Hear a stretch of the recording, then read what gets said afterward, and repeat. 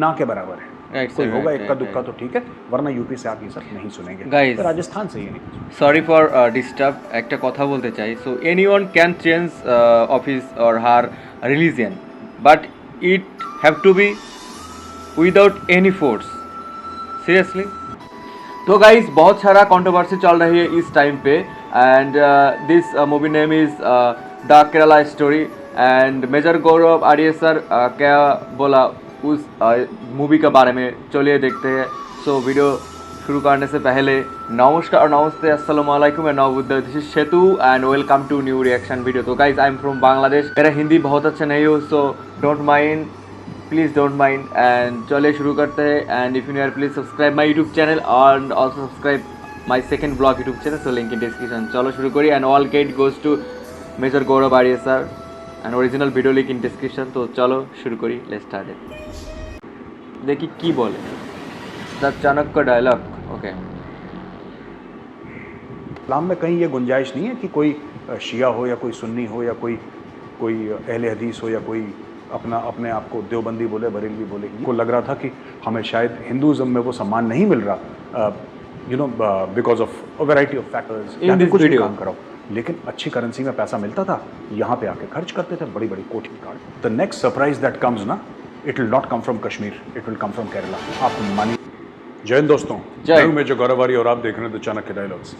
दोस्तों इस वीडियो को लाइक करिए, हमारे चैनल को सब्सक्राइब करिए, बेल आइकन दबाना बिल्कुल मत भूलिएगा। मैं माफ़ी चाहता हूं दोस्तों, कल मैं वीडियो रिकॉर्ड नहीं कर पाया और आपको दूसरा गोलू सीरीज़ वाला वीडियो देखना पड़ा। मुझे एक्चुअली फूड पॉइजनिंग हो गई थी and I was in hospital for a few hours. अच्छा, तो गड़बड़ हो गया, थोड़ी सी वीकनेस थी, इसलिए I could not record the video. मैं कोशिश करूँगा कि मैं रेगुलर आपके साथ बातचीत करता रहूँ। अच्छा दोस्तों, बड़ी आजकल बात चल रही है the Kerala story. Kerala story मैं आपको बताता हूँ केरला स्टोरी जो मेरी समझ से क्या है। केरला में जो रेडिकलाइजेशन है वो नई बात नहीं है, ख़ासतौर से Islamic radicalisation. This is not new for Kerala. अगर कोई बोले कि ये पिक्चर आई है इसलिए पता लगा है, नहीं, लोगों को बहुत साल पहले से पता था, सबको पता था। एजेंसीज़ वहाँ पे काम भी कर रही थी। वहाँ पे इंडियन मुजाहिदीन का सीमी के कई स्लीपर सेल्स, इन्होंने लोगों को गिरफ्तार भी करा, स्लीपर सेल्स को तोड़ा भी है।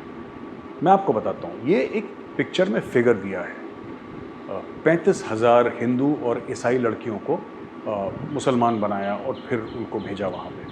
अच्छा, सीरिया भेजा, कहीं और भेजा लड़ने के लिए। पहले तो मैं आपको ये बात बता दूं कि ये फिल्म मैंने देखी नहीं है, right. I have not seen this film, I will see this film, but मैंने बोला कि पहले मैं वीडियो रिकॉर्ड करूंगा कि एक मेरी अनबाइस्ड नज़र हो। देखिए बात यह है कि जब आप फिल्म देख लेते हैं तो आप फिल्म की कहानी सुनाना शुरू करते हैं, मैं वो करना नहीं चाहता। लेकिन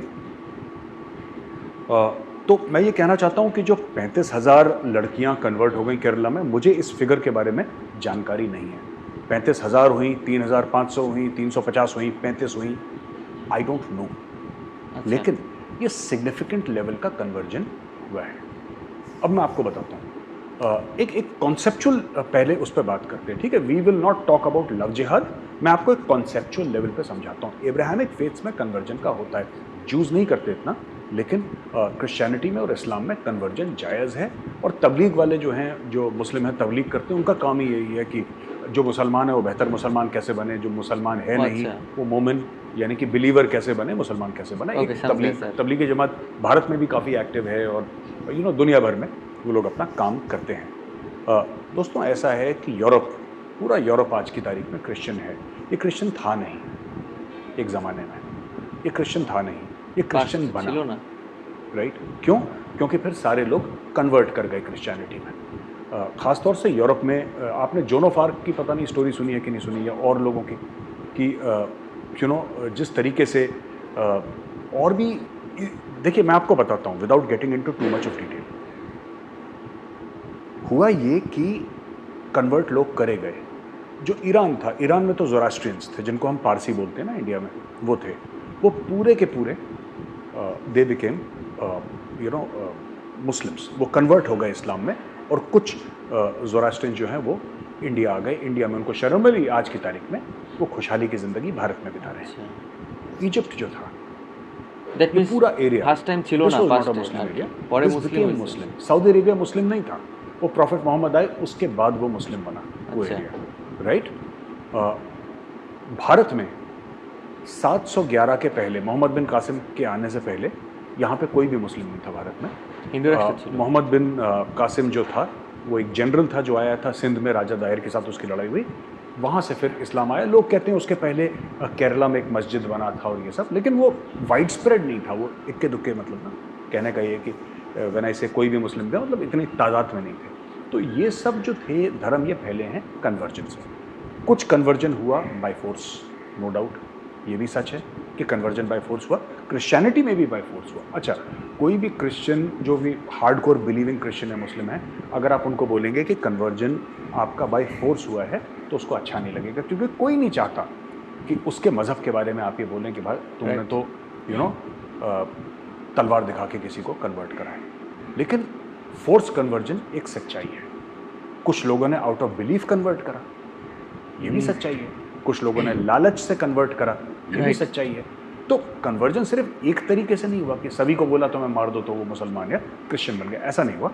अलग अलग तरीके से लोग अलग अलग जगह कन्वर्ट करे, सोशो इकोनॉमिक कंडीशंस थी, लोग कन्वर्ट कर गए। हिंदूज़ में कई हिंदू इसलिए कन्वर्ट कर गए क्योंकि उनको लग रहा था कि हमें शायद हिंदुज़म में वो सम्मान नहीं मिल रहा, because of variety of factors, variety of castes. वो मुस्लिम बने। बाद में जब वो मुसलमान बने तब उनको पता लगा कि सब कॉन्टिनेंट के मुसलमानों में भी उतनी ही कास्ट हैं जितनी हिंदुओं में है। और मैं पर्सनली जानता हूँ मुस्लिम्स को जो इंटरकास्ट मैरिज नहीं करते अमंग मुस्लिम्स, नहीं करते, ये उनकी सच्चाई है। हाँ, इस्लाम के खिलाफ है ये, क्योंकि इस्लाम में इन सब चीज़ों की मनाही है। इस्लाम में इन सब चीज़ों की मनाही है, राइट, कि इस्लाम में बोला है कि सब बराबर हैं और अल्लाह के सामने, चाहे वो बादशाह हो, चाहे वो गुलाम हो, चाहे वो कोई भी हो, अल्लाह के सामने सब एक है, सिर्फ उसी के सामने सजदा करेंगे। ये इस्लाम सिखाता है। लेकिन इस्लाम तो कई और चीज़ें सिखाता है जो कई लोग नहीं मानते, राइट। तो जो लिखा है इस्लाम में वो चीज़ अलग है और जो एक्चुअल ग्राउंड पे हो रहा है उसमें ज़मीन आसमान का फ़र्क है। Now coming to the Kerala story, Kerala story का क्या मैं आपको बताता हूँ। इस्लामिक रेडिकलाइजेशन केरला में बहुत ज़्यादा फैल रहा है। और ये आया कैसे केरला में? अब आप बोलेंगे साहब 100% लिटरेसी रेट थी यहाँ पे केरला में, और आज भी है, most well educated state in India. तो जिसको ऐसा लगता है कि एजुकेशन से रेडिकलाइजेशन खत्म हो जाता है, मुझे लगता है कि ये थ्योरी शायद सही नहीं है, शायद सही नहीं है। आई कुड बी रॉन्ग, हो सकता है मैं गलत बोल रहा हूँ, लेकिन ये थ्योरी सही नहीं है, मुझे ऐसा लगता है, क्योंकि ये फिर केरला में नहीं होता। अच्छा, यही रेडिकलाइजेशन उत्तर प्रदेश में क्यों नहीं हुआ? क्योंकि यूपी में भी बहुत मुस्लिम्स हैं, ठीक है। हाँ, यूपी में अलग किस्म का है, लेकिन यूपी से आप ये नहीं देखेंगे कि कोई बहुत रेयर कोई होगा कि जो सीरिया चला गया लड़ने के लिए AK-47 लेके, या कश्मीर चला गया, ऐसा यूपी से नहीं होता, ऐसा मध्य प्रदेश से नहीं देखेंगे, ऐसा बिहार से नहीं। वो आपस में बाहुबलियों की लड़ाई है, माफिया की लड़ाई है, कम्युनल वायलेंस है, ये आप यूपी में देखेंगे, लेकिन ये सब नहीं देखेगा यूपी में, ना के बराबर है। कोई होगा इक्का दुक्का तो ठीक है, वरना यूपी से आप ये सब नहीं सुनेंगे। तो राजस्थान से ये नहीं। सॉरी फॉर डिस्टर्ब, একটা কথা বলতে চাই। So anyone can change of his or her religion, but it have to be without any force. Seriously, this মানে as my personal opinion, seriously without ফোর্সে হইতে হবে, ঠিক আছে। আদারওয়াইজ আসলে এটা ব্রেন ওয়াশের মাধ্যমে বা প্রেশার ক্রিয়েট করে আসলে ধর্মান্তরিত করা আসলে ঠিক না। কোনো ধর্মেই এটা বলে নাই আমার মতে আর কি, সরি। তো চলিए देखिए, सुनेंगे। आप कर्नाटक से ये नहीं सुनेंगे, आप आंध्र प्रदेश तेलंगाना से ये नहीं सुनेंगे, आप तमिलनाडु से ये नहीं सुनेंगे। केरला ही क्यों, मैं आपको बताता हूँ। मैं केरला कई बार जा चुका हूँ, बहुत अच्छे बड़े प्यारे लोग हैं और बड़े जिसको कहते हैं मेहमान नवाज किस्म के लोग हैं। अच्छा अच्छा। प्रॉब्लम क्या हो गई मैं आपको बोलता हूँ। केरला में लिटरेसी हुई, भारत में जॉब का इतना स्कोप नहीं था। मैं आज से 20-40 साल पहले की बात कर रहा हूँ। आज तो भारत में बहुत नौकरी के अवसर हैं, तो ये नहीं हुआ करता था, राइट। अब इंसान कुछ तो करे, कुछ तो अपना तो पेट पालेगा इंसान, उसमें हिंदू भी शामिल, उसमें मुसलमान भी, सिख ईसाई जो भी होगा वहाँ पे केरल में, सबको तो भूख लगती है। हाँ, भाई जैसे उत्तर प्रदेश में, दिल्ली में भूख लगती है, वैसे केरला में भूख लगती है। Everybody wants to eat at least 2 meals if not 3 a day। ये तो मजबूरी है इंसानों की, मेरी भी आपकी भी। तो केरला से बहुत सारे लोग क्योंकि एजुकेटेड थे, ये बाहर जाना शुरू हो गए, ख़ास तौर से सऊदी अरेबिया, ख़ास तौर से गल्फ़, इन कंट्रीज़ में केरला वाले जाना शुरू हो गए। इसमें से शामिल टेक्निकल लोग, एजुकेशनिस्ट, सेक्रेटरियल स्टाफ, नर्सेज, अच्छा, मेडिकल डॉक्टर्स वगैरह वगैरह बहुत लेवल से केरला में, एक ज़माने में केरला की इकोनॉमी को जो लोग कहते थे एक ज़माने में, जैसे उत्तराखंड की इकोनॉमी को बोलते हैं ना कि मनी ऑर्डर इकोनॉमी, तो एक ज़माने में, मैं पहले की बात, आज की बात नहीं कर रहा, एक ज़माने में केरला की इकोनॉमी को कहते थे मनी ऑर्डर इकोनॉमी। जैसे उत्तराखंड की इकोनॉमी को भी मनी ऑर्डर इकोनॉमी आज भी कहते हैं, क्योंकि सारे सारे सारे जितने भी कुमाऊनी गढ़वाली 50% तो फौज में है। ठीक अच्छा, है, और जो फौज में really? नहीं है उनमें से 90% ऐसे हैं जो फौज में जाना चाहते थे। तो वो है कल्चर वहाँ का, उत्तराखंड का, उसी प्रकार से Then उत्तर कोरिया, यहाँ पे लोग आ गए। किम जोंग अब something, ये लोग जब गए गल्फ ना, उस जमाने में गल्फ में नया नया तेल निकला था, नया नया पैसा आया था सऊदी अरब में। और जब पैसा आया, अच्छा सऊदियों ने तो ज़मीन से तेल नहीं निकाला, सऊदियों को तो ये भी नहीं पता था कि ज़मीन के नीचे तेल है। They did not have any idea कि ये जो है ये है क्या, ये राइट, तो अंग्रेज़ ने, गोरे ने बताया कि यार ऐसे ही ये बड़ी इंपॉर्टेंट चीज़ है, बड़ी बेशकीमती चीज़ है जो आपकी ज़मीन के नीचे से निकली है। जब ये सब हुआ, वहाँ पे नया तेल का पैसा आया, तो लाइफस्टाइल आपने देखा होगा, अपने वीडियोस में देखा होगा किस तरीके से शेखों के पास खूब सारा पैसा आ गया, और वो रोल्स रॉयस और ये सब गाड़ियाँ और बड़े बड़े महल अचानक बनना शुरू हो गए। उन लोगों ने महल बनाने शुरू कर दिए जिनके बाप दादा झोपड़ियों में रहते थे, और जिनके बाप दादाओं के पास, अगर किसी के पास घोड़ा होता था तो कहते थे बहुत अमीर आदमी है, भेड़ बकरियां चराने वाले, बेडोइन कहा जाता है इनको। ये जनरली बेडोइन्स थे अरब अच्छा, साइड में। ये सब ना तेल आने से पहले ये सब खाना बदोश थे, एक जगह से दूसरी जगह जाना और भेड़ बकरियां चराना, और एग्रीकल्चर ज़्यादा था नहीं क्योंकि रेती रेत वाला एरिया है, तो बहुत गरीब हुआ करते थे। अचानक रातों रात सोना उगलने लगी ज़मीन और इनकी किस्मतें बदल गई। तो कई सारी चीज़ें आई guys, उसके साथ, और एक चीज़ one I, second, guys. Propagation. So guys, basically I'm a student and now I'm living in a mess hostel, so lot of problems for making a reaction video. Don't mind sir, please don't mind, ठीक है जी, please चलो, और वहाबी इस्लाम, sorry, जो Wahhabism का promotion और propagation आया, वो कैसे आया? एक सर्टन लाइफस्टाइल, बड़े बड़े मस्जिद बने वहाँ पे एयर कंडीशन, ठीक है, बड़े बड़े मस्जिद एयर कंडीशन बने, एक लाइफस्टाइल हो गया लोगों का, टैक्स फ्री इनकम थी, और लोग फिर काम करना, जो बड़े मेहनती लोग थे, अरब लोग जो बड़े मेहनती हुआ करते थे, लेकिन जो उनकी नई नस्ल थी, दे स्टॉप्ड वर्किंग, ठीक है, वो बन गया कफील, वो मेहनत नहीं करना चाहता था।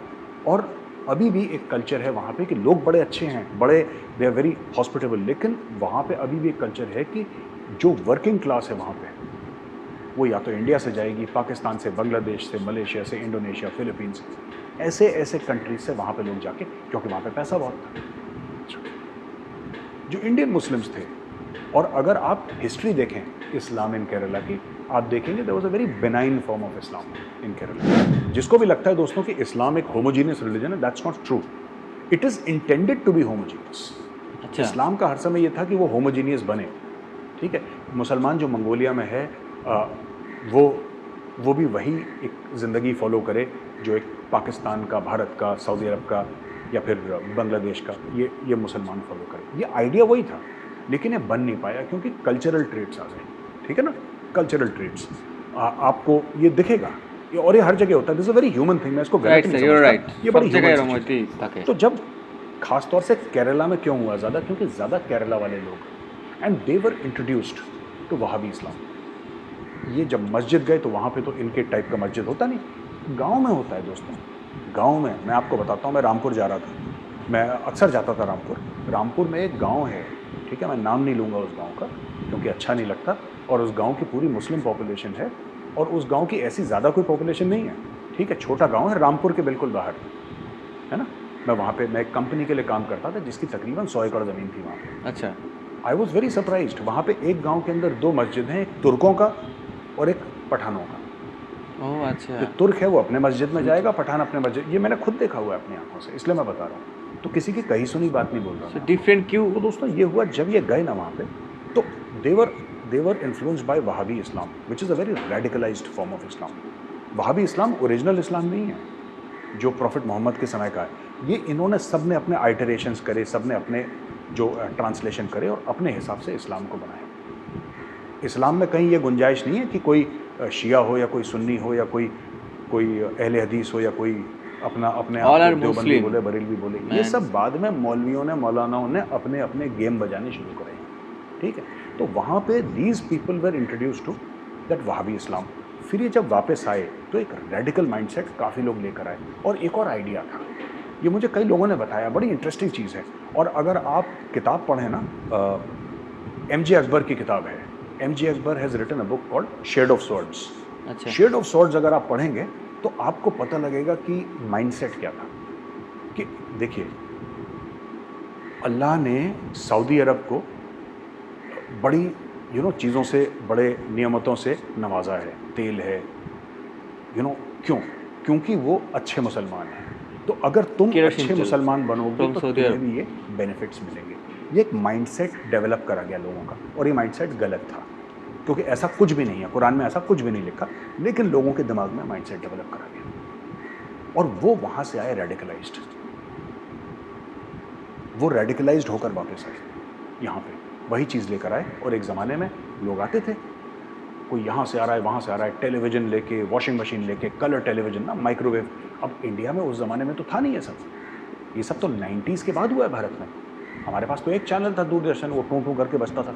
यहाँ पे इंडिया ने देखा कि यार ये यहाँ पे लोग बड़ी बड़ी कोठियाँ बनने लगी केरला में, क्योंकि वहाँ पे जाते थे, चाहे वहाँ पे मजदूरी करता हो, वहाँ पे ड्राइवर लगाओ, यहाँ पे कुछ भी काम कराओ, लेकिन अच्छी करेंसी में पैसा मिलता था, यहाँ पे आके खर्च करते थे, बड़ी बड़ी कोठियाँ बना ली लोगों ने, गाड़ियाँ अपनी खरीद ली, बाइक्स खरीद ली, एक सर्टन लाइफस्टाइल, ठीक है, एक सर्टन लाइफस्टाइल यहाँ पे डेवलप हो गया। और वो जो वहाबी कीड़ा था, जो वहाबी इन्फेक्शन था, which has nothing to do with Islam, ये उनका खुद अपना एक आइटरेशन इन्होंने निकाला हुआ है, वो पॉइजन भारत में आया। आप कभी भी देखिएगा, आप ज़रा पता लगाइए कितने मस्जिद और कितने ऐसी चीज़ें हैं, राइट, मदरसे, जो कि सऊदी की फाइनेंस है। सऊदी को क्या मतलब है भारत में मस्जिद बनाने के, आप बताइए, या कोई भी गल्फ़ कंट्री को क्या मतलब है? आप यहाँ पे अस्पताल बनाइए ना, अगर आपको इतना दिल आपका लगता है कि आपके मुसलमान भाई हैं, आप यहाँ पे बड़े बड़े कॉलेज बनाइए, यूनिवर्सिटीज़ बनाइए, पढ़ाइए। नहीं, हर समय जो वहाँ से पैसा आया, अब प्रिंस मोहम्मद बिन सलमान है ना, प्रिंस मोहम्मद बिन सलमान, उसने बंद कर दिया ये सब। उसको पता था कि क्या जहर फैला रहे हैं ये लोग, और सऊदी अरब को भी नुकसान हो रहा है। मोहम्मद बिन सलमान ने मना कर दिया, और उसने बोला कि अगर मुल्क चलेगा तो कुरान से चलेगा, ये हदीस वदीस को मैं नहीं मानता। उसने हदीस को भी कोने में लगा दिया। Listen. आप जाके पढ़िए।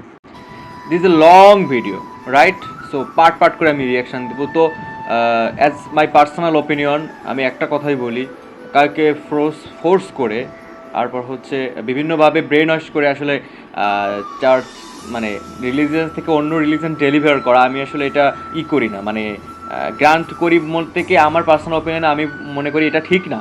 যদি কেউ স্বেচ্ছায় বা হচ্ছে নিজের পার্সোনাল মনে হচ্ছে যে না ভালো লাগতেছে না, সেক্ষেত্রে সে চেঞ্জ করতে পারে, but without any force, right?